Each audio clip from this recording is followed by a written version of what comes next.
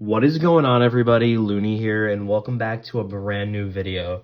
So since the next generation car, aka the Gen 7 car, is coming up on 5 years old this upcoming season in 2026, I figured this off-season would be a best time to look at which drivers have risen to the occasion on the next gen car, and which drivers, even if they have retired in between then, kind of had a fall off or a major drop in this next generation era. So without any further ado, let's get right into the video. The first driver on this list, and we're going to start it off on a positive note, is going to be Chris Buescher. Chris Buescher, with his next generation car talents, has been able to achieve 5 wins, coming in 10th all time for the Generation 7 cars wins. Chris Buescher's consistency also over this period of time of the last 4.5 years has improved so much more from the Generation 6 car. And not discrediting his career back in the Generation 6 car, he was still pretty decent, but he was not able to execute where he was best at in that car. His average finish has gone up so much higher than it was in that era. He's overall improved so much. So somebody who definitely has gone up, and I will give a good rating to, is Chris Buescher. So congratulations to Chris Buescher and RFK. Another driver that was able to capitalize on the Generation 7 car was Ryan Blaney. Being able to achieve a NASCAR Cup Series championship within that time period and achieve 10 NASCAR Cup Series wins is no fluke. Ryan Blaney is a superstar with this next generation car, and I think has a lot of talent in it. Again, just like Chris Buescher, Ryan Blaney's average finish has gone up. Also, his starting positions have been a lot better compared to his qualifying positions back in the Generation 6 car. So overall, Ryan Blaney has improved with Team Penske over time, of course, but I really think it is because of this car. Ryan Blaney was able to mature with it and also be able to capitalize on its use. Another NASCAR Cup Series driver I can't move on without talking about is Denny Hamlin.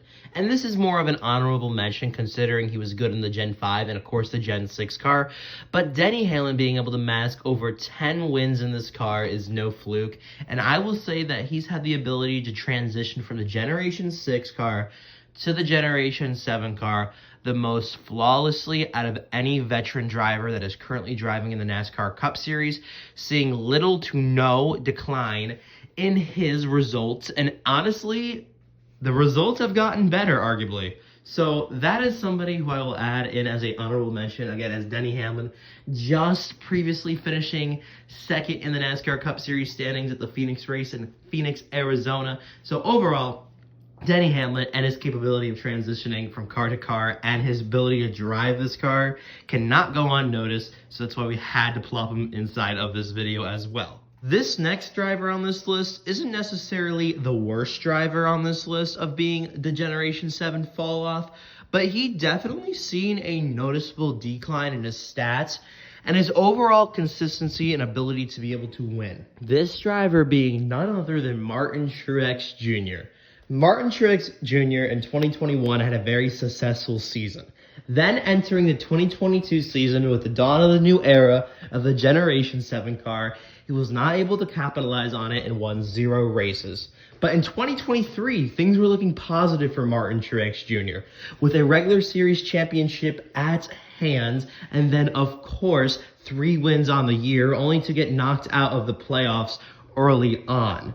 Again, 2024 wasn't better, and it actually seen a decline for Martin Truex Jr. once again, failing to win a NASCAR Cup Series race for Joe Gibbs Racing, where drivers like Denny Hamlin were able to capitalize on it and win multiple that year.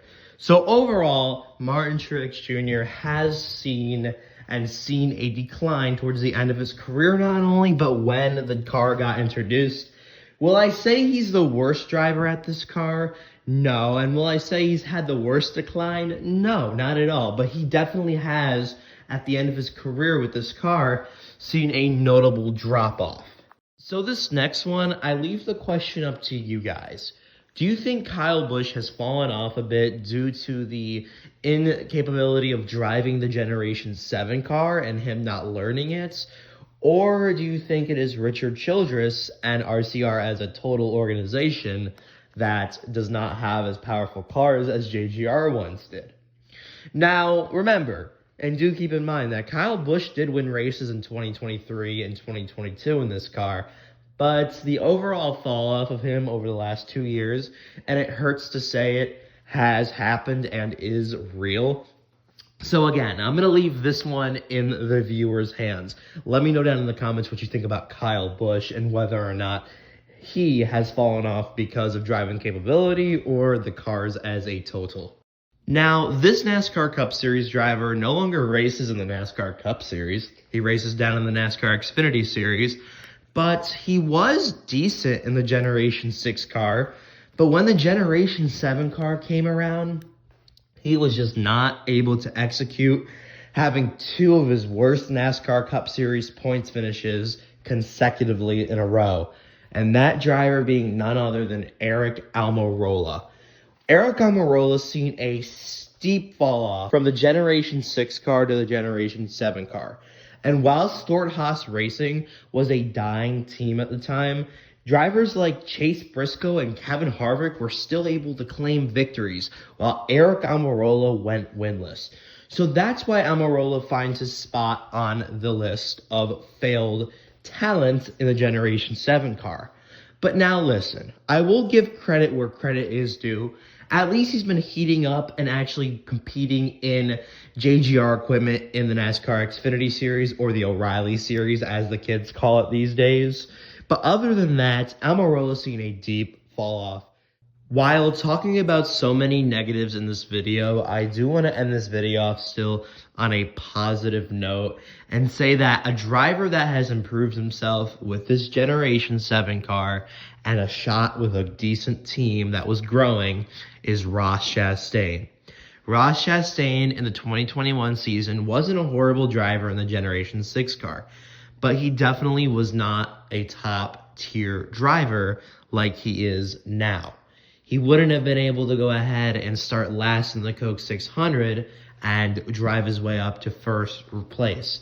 That wouldn't have happened. Also, Ross Chastain, do keep in mind, has been making starts with backmarker teams in the Cup Series since 2017. So therefore, Ross Chastain, with a decent team, an overhaul, and a Generation 7 car, was able to execute and become a pretty successful NASCAR Cup Series driver.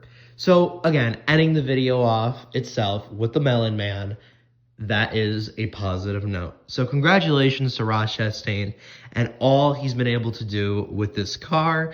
And again, moving up on the totem pole with this car is always better than moving down. Again, guys, thank you guys so much for watching the video. I really appreciate it. I want to get more into doing long-form content, and I want to do it at least once a week. So if you could smack that like button and subscribe to the channel, I would really be appreciative of it. It's your boy Looney. I'm out. Thank you guys so much for watching the video.